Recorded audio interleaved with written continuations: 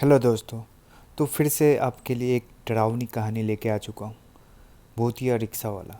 तो कहानी स्टार्ट करने से पहले मैं चाहूँगा कि आप मेरे चैनल को सब्सक्राइब करें। तो चलिए कहानी को स्टार्ट करते हैं। सुधीर कई सालों बाद अपने गांव आता है। सुधीर बस से उतरकर गांव की चौपाल पर पहुंच जाता है। वहां पर कुछ लोग बैठकर बातें कर रहे थे। अरे राम राम काका, कैसे हो? अरे भाई मैं तो बढ़िया हूँ, पर मैंने तुम्हें जो है पहचाना नहीं। अरे काका, मैं राम नारायण जी का पोता सुधीर। अरे अच्छा अच्छा, वो कितना बड़ा हो गया है? पहचान में ही नहीं आ रहे भैया। और फिर वहां से निकल जाता है। गांव के आदमी बातें कर रहे थे। अरे हाँ भैया, मैंने भी उस रहस्यमय ऑटो रिक्शा के बारे में सुना है। क्या सच में वहाँ वो ऑटो रिक्शा आता है? सुधीर अपने बीमार दादा के पास पहुंचता है, जो कि एक घाट पर लेटे हुए थे। दादाजी। अरे बेटा, तू आ गया। मुझे माफ कर दीजिए दादाजी, मुझे आने में बहुत देर हो गई। अब जल्दी से आप ठीक हो जाइए। मैंने जैसी खबर सुनी कि आप बीमार हैं, मैं पहली गाड़ी लेकर ही यहाँ आ गया। अरे कोई बात नहीं बेटा, अब तू आ गया है ना, तो मैं बहुत जल्दी ठीक हो जाऊंगा। तू बहुत थक गया होगा, जाकर हाथ मुंह धो ले बेटा और खाना खा ले।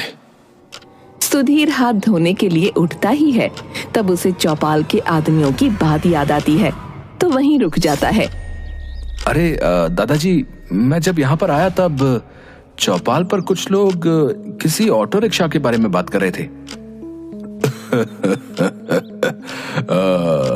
तो ये ऑटो रिक्शा की कहानी अभी भी गांव में चर्चित है। अब क्या मतलब? हाँ बेटा, ये ऑटो रिक्शा की कहानी तो बहुत सालों से गांव में फेमस है। लोग कहते हैं कि गांव की काली पहाड़ी पर एक ऑटो रिक्शा है जो हमें किसी दूसरी दुनिया में लेकर जाता है। पर अब ये बात कितनी सही है, कितनी गलत, ये तो मुझे भी नहीं पता। और लोग कहते हैं कि काली पहाड़ी पर रात को ऑटो रिक्शा के चलने की आवाज भी आती है। अब पर तू इन सब पचड़ों में मत पड़। जा और हाथ मुंह धोकर खाना खा ले, जा। फिर सुधीर वहां से चला जाता है और रात को सोते वक्त उसे नींद नहीं आती और वो ऑटो रिक्शा के बारे में सोचता है। अब क्या सच में कोई ऑटो रिक्शा है जो दूसरी दुनिया में लेकर जाता है? अगर ऐसा हुआ तो ये तो मेरी न्यूज एजेंसी के लिए बहुत बड़ी खबर बन सकती है। मुझे पता लगाना ही पड़ेगा। फिर सुधीर उठकर काली पहाड़ी की तरफ बढ़ जाता है।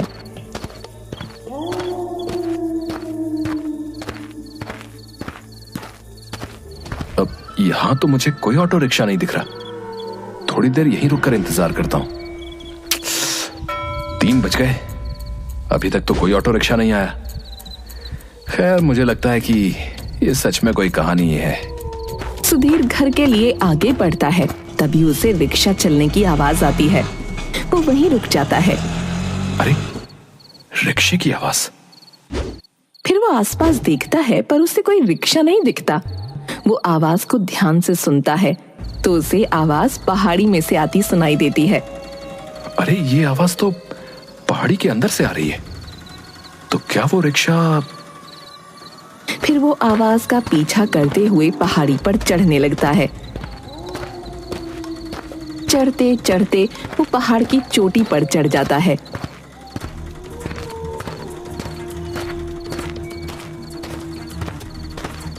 पहाड़ी पर चढ़कर उसे एक बड़ा सा पत्थर दिखता है। अरे, ये आवाज तो इस बड़े से पत्थर के पीछे से आ रही है।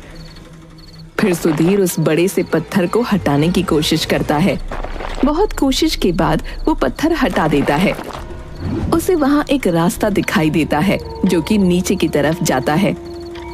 बड़ा अजीब सा है, पहाड़ी की चोटी पर रास्ता। खैर जो भी है, अगर रिक्शा के बारे में पता लगाना है तो नीचे तो जाना ही पड़ेगा।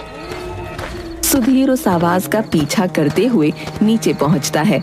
तब उसे कुछ दूर पर एक ऑटो रिक्शा दिखाई देता है। अरे शायद यही वो रहस्यमयी ऑटो रिक्शा है। पर अजीब है, इस पहाड़ी की चोटी पर यह रिक्शा क्या कर रहा है?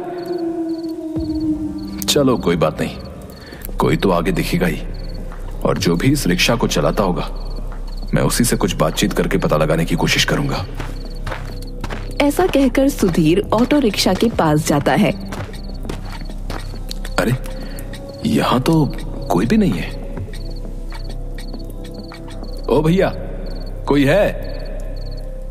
कोई है भैया? हेलो। तभी ऑटो रिक्शा अपने आप चालू हो जाता है। सुधीर बहुत डर जाता है। अरे ये क्या हुआ? ये रिक्शा अपने आप कैसे चालू हो गया? कोई है? कोई है? और अपने आप चलने लगता है। सुधीर बहुत डर जाता है। वो पसीने से लथपथ हो जाता है। ओ भाई साहब, आप जो भी हो, इस रिक्शा को रोक दीजिए और मुझे यहीं पर उतार दीजिए। मैं कभी भी यहाँ पर नहीं आऊंगा, सच में। रिक्शा अपने आप गोल गोल चक्कर लगाने लगता है। सुधीर और भी ज्यादा डर जाता है। सुधीर आंखें बंद करके जोर जोर से चिल्लाने लगता है। रिक्शा अचानक बंद हो जाता है। सुधीर जैसे ही अपनी आंखें खोलता है, वैसे ही वो खुद को किसी और ही दुनिया में पाता है। अरे ये क्या? मैं तो अभी उस गुफा में था। मैं यहाँ कैसे पहुंच गया? और ये कौन सी जगह है? इसका मतलब है कि गांव वाले सच कहते थे। वो कुछ दूरी पर चलता है तो उसे एक पेड़ दिखता है जो पूरा सूखा हुआ होता है। अरे ये क्या? इस पूरी जगह पर हरियाली, पर बीचों बीच ये पेड़ इतना सूखा और इसके आसपास भी सूखा। वो उस पेड़ के पास पहुंच जाता है। तभी अचानक बारिश होने लगती है। अरे इस पूरी जगह पर बारिश हो रही है, पर इस पेड़ के पास नहीं। पर यहां नहीं, ये कैसे हो सकता है?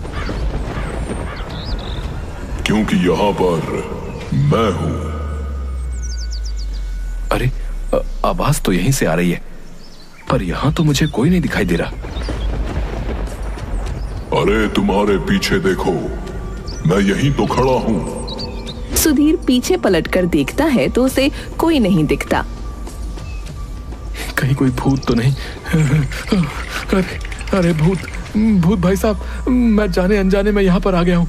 मुझे माफ कर दो, मैं यहाँ से चला जाऊंगा, पर मुझे यहाँ से निकलने का रास्ता बता दो। अरे मंद बुद्धि, मैं कोई तेरी अम्मा हूँ जो डर लगने पर मुझसे लिपट गया। अच्छा, तो तुम थे, पर तुम कैसे? मेरा मतलब है कि तुम कैसे बोल सकते हो? तुम तो एक पेड़ हो। अरे भाई, मैं कोई पेड़ नहीं हूं, मैं एक देवदूत हूं। पर तुम पेड़ कैसे बने? मैं एक देवदूत हूं और मेरे पास एक मणि थी, और उस मणि को एक राक्षस ने चुरा लिया। इस वजह से मेरी ये हालत हो गई है। अगर तुम उस मणि को लाने में मेरी मदद कर दोगे तो मैं तुम्हारी एक इच्छा पूरी कर सकता हूं। क्या तुम सच में मेरी एक इच्छा पूरी कर सकते हो? तो क्या तुम मेरे दादाजी की तबीयत ठीक कर सकते हो? हाँ बिल्कुल, पर तुम्हें उसके लिए मेरी मणि उस राक्षस से लेकर आनी होगी। अच्छा ठीक है, पर मुझे वो राक्षस कहाँ मिलेगा? यहां से सीधे कुछ दूर जाने पर तुम्हें एक झरना दिखाई देगा। उस झरने के पार उस राक्षस की गुफा है। उस गुफा में जाकर तुम्हें उस राक्षस को मारकर वो मणि लेकर आनी है। पर मैं उस राक्षस को मारूंगा कैसे? उस राक्षस ने अपने मुकुट में वो मणि धारण कर ली है। जब वो मणि सूर्य की रोशनी में आती है तो उसमें से एक दिव्य रोशनी निकलने लगती है, और उस दिव्य शक्ति की वजह से वो राक्षस भस्म हो सकता है। तुम्हें किसी तरह उस राक्षस को उसकी गुफा से बाहर निकालना होगा, बस। ठीक है, मैं अभी वहां के लिए निकलता हूं।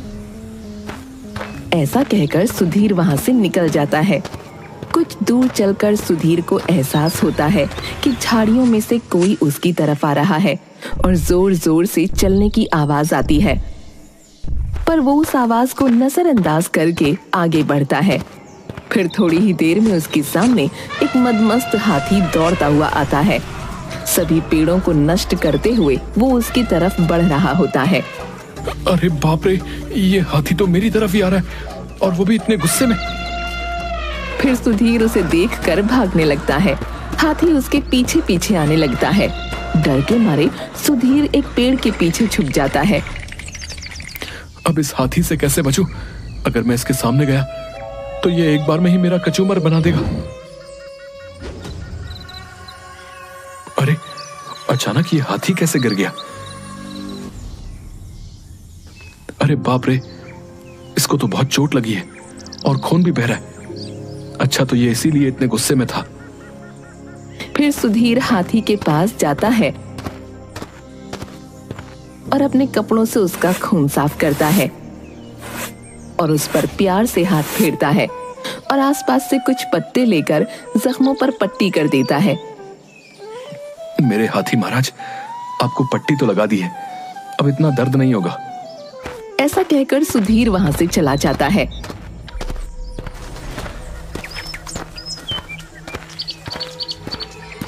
इतनी देर हो गई पर अभी तक कोई भी झरना नहीं मिला। वो थोड़ी और दूर तक चलता है। कुछ दूर चलने के बाद उसे एक पहाड़ दिखता है।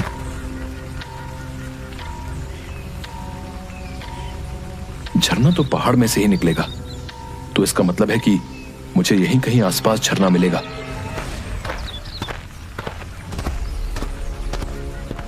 अरे यहां पानी तो नहीं है, पर मेरे पैर कैसे गीले हो रहे हैं?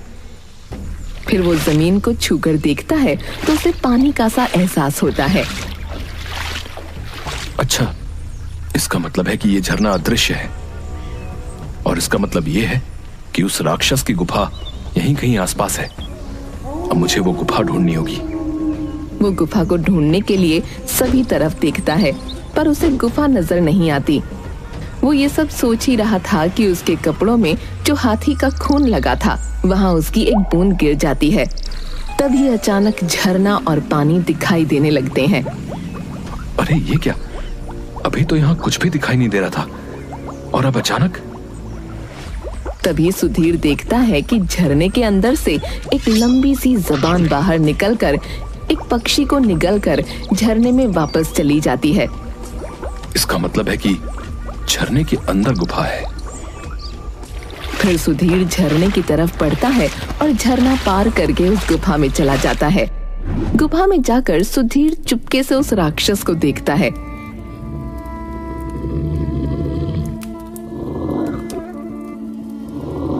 अरे बाप रे, इतना खतरनाक राक्षस! इससे मैं मणि कैसे हासिल करूंगा? लगता है ये सर पर जो मणि है वो उस देवदूत की ही मणि होगी, पर वो मणि मैं हासिल कैसे करूंगा? सुधीर गुफा को देखता है। तभी वो राक्षस सुधीर को देख लेता है और उसके पास आ जाता है।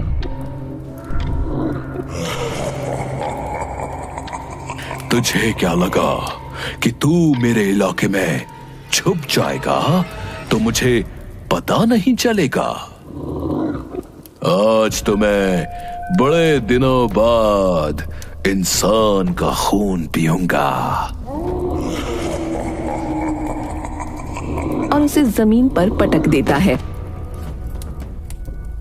ए राक्षस, मुझे ये मणि दे दे। ये मणि तेरी मौसी ने दी थी क्या, जो तू वापस लेने आया है? तो क्या तेरी मौसी ने तुझे जन्मदिन पर दी थी? मुझे सब पता है, तूने ये मणि उस देवदूत से चुरा ली थी। अच्छा, तो उस देवदूत ने तुझे उसकी सिफारिश लेकर मेरे पास भेजा है, पर तू ये नहीं जानता कि तू यहां से जिंदा नहीं बच पाएगा। ये तेरी गलतफहमी है राक्षस। ये मणि तो मैं तुझसे लेकर ही रहूंगा। राक्षस सुधीर को खाने के लिए आगे बढ़ता है, पर सुधीर उससे बचने के लिए इधर उधर भागने लगता है। तभी राक्षस सुधीर को पकड़ लेता है और दोनों हाथों से उसे ऊपर उठाकर जमीन पर गिरा देता है और उसे खाने के लिए आगे बढ़ता है। सुधीर जैसे तैसे खड़े होकर फिर से भागने लगता है। इस राक्षस को मैं इस गुफा से बाहर कैसे निकालूं? हाँ, अगर मैं गुफा से बाहर निकलूंगा तो ये राक्षस भी मेरे पीछे गुफा से बाहर निकलेगा। राक्षस, तू मुझे खाना चाहता था ना? ये ले, मैं तेरे सामने ही खड़ा हूं। आज तो मैं तुझे खा कर ही रहूंगा। सुधीर भागते भागते उस गुफा के पार हो जाता है और राक्षस भी सुधीर के पीछे उसे खाने के लिए गुफा से बाहर निकल जाता है। गुफा के बाहर निकलते ही उस मणि में से बहुत तेज रोशनी निकलती है जो राक्षस सहन नहीं कर पाता। राक्षस दर्द से चिल्लाने लगता है और भस्म हो जाता है। फिर सुधीर मणि को लेकर उस पेड़ के पास पहुंच जाता है।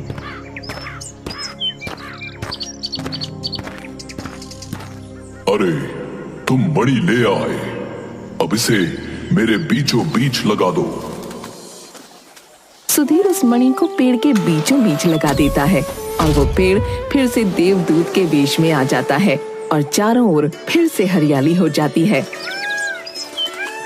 अब बताओ, तुम्हारी क्या इच्छा है? मेरे वादे के मुताबिक मैं तुम्हारी एक इच्छा को पूरी कर दूंगा। क्या तुम मेरे दादाजी की तबीयत ठीक कर सकते हो? वो देवदूत अपनी शक्तियों से सुधीर को एक जादुई जड़ी बूटी देता है।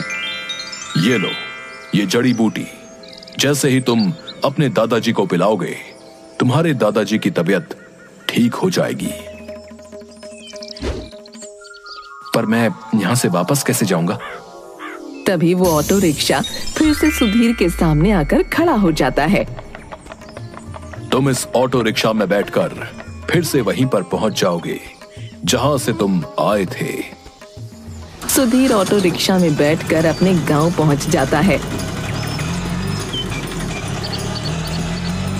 और अपने दादा को सारी बातें बताता है और वो जड़ी बूटी उन्हें खिला देता है और उसके दादा की तबीयत ठीक होने लगती है।